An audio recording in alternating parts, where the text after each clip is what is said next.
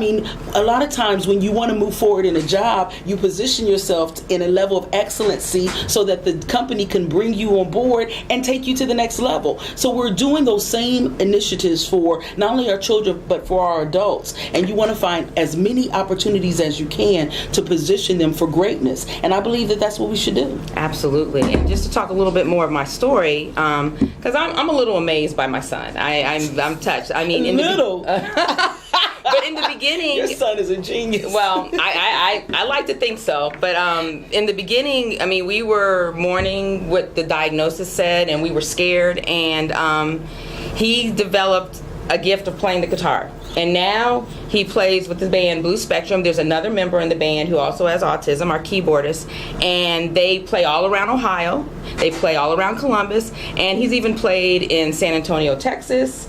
We might be going to California in a few weeks, Mike. They're still working out the details, all because of his guitar playing. And it's kind of comical. I can laugh now, but in the beginning when we would tell people about this band that had members with autism, they didn't mean to be condescending, but people would be like, oh, that's so nice. They found something they like. They assumed that it couldn't be as good. Right. And I've learned to enjoy their reaction when they actually see them play. I enjoy their mouths opening. I've had so many people say, you didn't tell me they were that good. And I'm like, you wouldn't have believed me anyway. But right. But I mean, it goes to a term that I don't know if people have heard. It's called splinter skills, and it's used often in the autism community, but I think it applies to us. Basically, splinter skills are describing a situation where a person has a disability or they're compromised in some area, but they're incredibly gifted in another.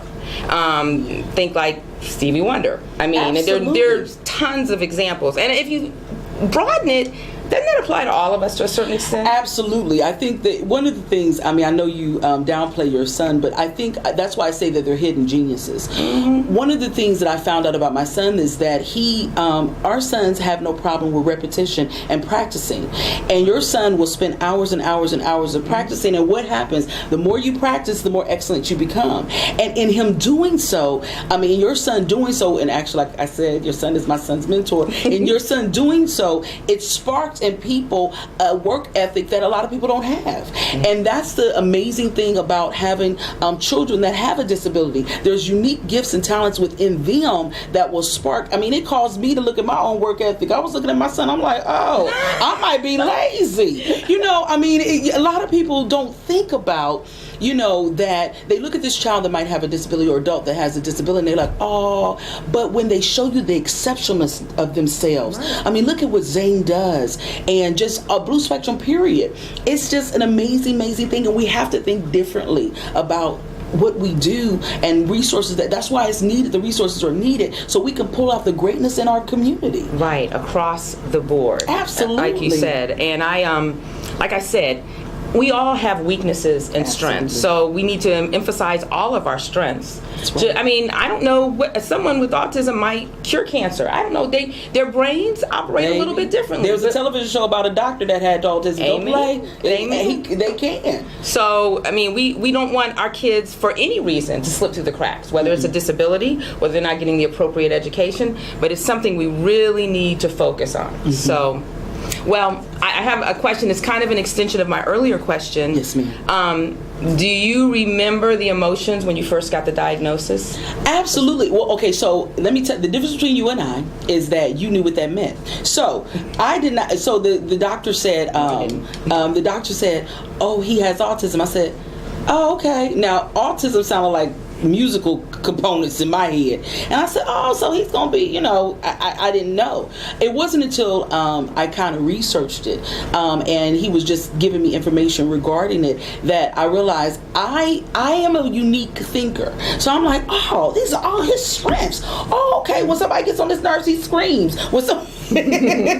I was looking at this, that someone gave me a piece of paper showing me the strengths of my son in areas that not necessarily to work on, but to have a greater understanding.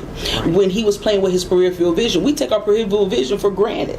So he's knowing that there's something unique about being able to see on the side. It was just unique things that I found out about him, and all kinds of other children with disabilities and adults with disabilities. When you find out those areas of strength. It just the diagnosis to me was kind of like, it caused me to work hard. Remember, he gave me my purpose, because I just didn't realize how much greatness. You brought up something that I believe with all my heart. What happens in our country if someone who has the key answers to diseases and everything is in a community that you're neglecting? But if you give that community every opportunity as you give everybody else, what if that community of people have the genius ability to show you ways that you can cure diseases that we don't know about? Right. So that's the reason why I advocate so much, because they might have the answer to some of the things that we lack in knowledge. And sometimes God, I think, is unique, that he'll hide gems in people that you least likely think that has the answer, and pull those gems out of them. And then when he pulls those gems out, people are like, wow, I didn't, like, look at Zane. How many hundreds of thousands of people's lives that he changed because he made a determination that I'm a guitarist, I'm going to have a band, and that band is going to be amazing. And look at what manifested. It came out of his mouth. Right. And now the manifestation of what he said happened. So how many of us need to look at what our children are doing, whether they're verbal or nonverbal, where the manifestation of their greatness can happen?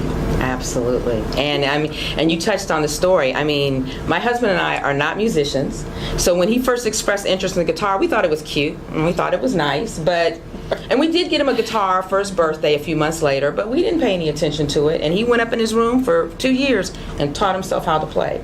And we didn't see it happening, but he spoke it into existence. He said, one of our stories we always tell is that before he was really playing, he would go up to complete strangers. And this is amazing in itself, because he was autistic. He was painfully shy.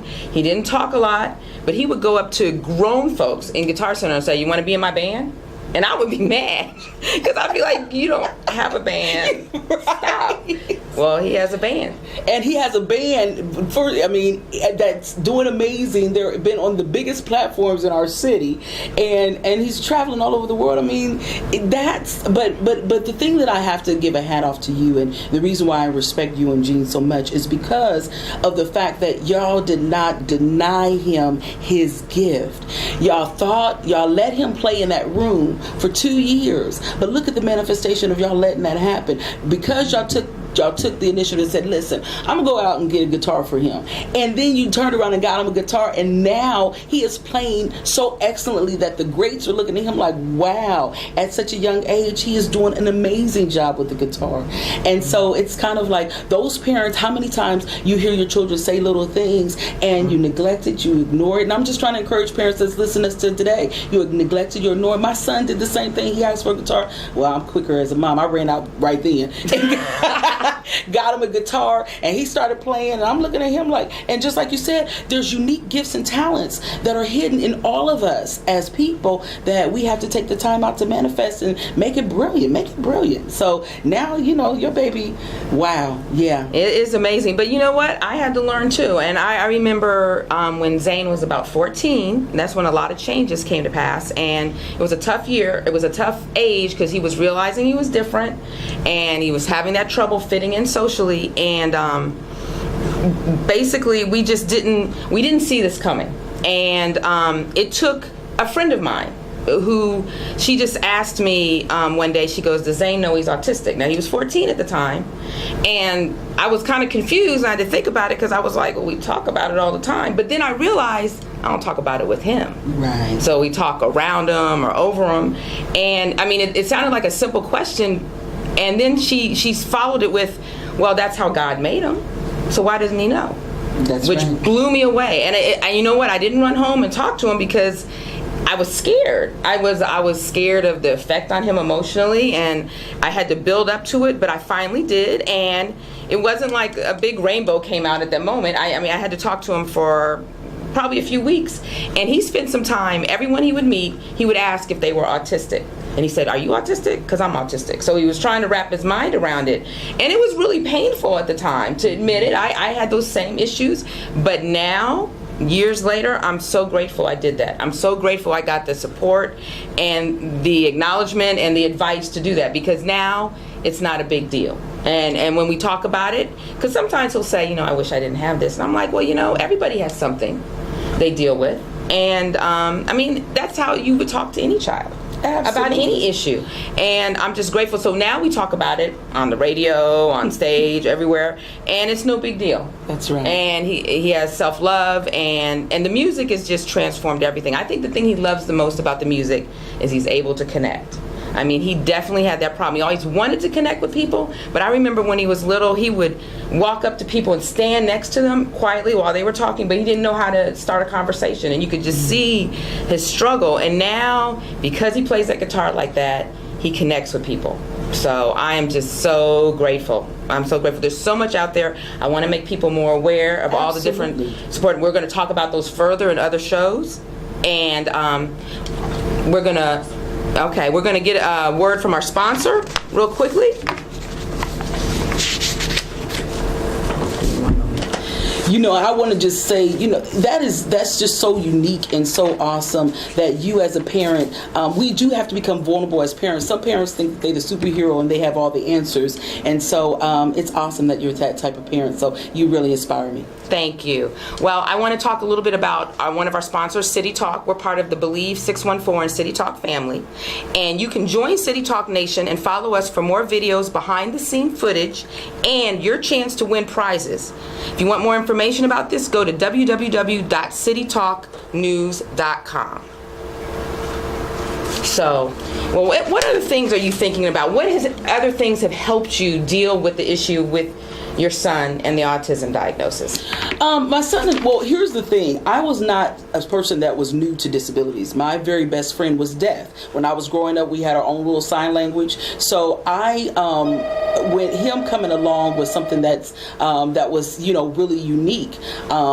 And so I was able to just really handle that. My very best friend, he's blind. I have a dear friend who has cerebral palsy. So for me,